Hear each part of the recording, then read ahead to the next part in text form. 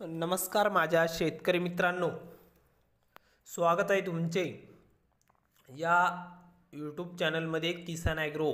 तर मित्रांनो, आपण आज बघणार आहोत महाराष्ट्र राज्यातील कृषी उत्पन्न बाजार समिती मुंबई बाजार समितीचा कांदा बाजार भाव। तर मित्रांनो, मुंबई बाजार समितीची सकाळची ताजी अपडेट आपल्याला या व्हिडिओमध्ये बघायला मिळणार आहे।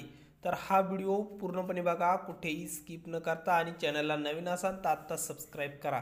चला तर बघूया आजचा मुंबईचा रिअल कांदा बाजार भाव।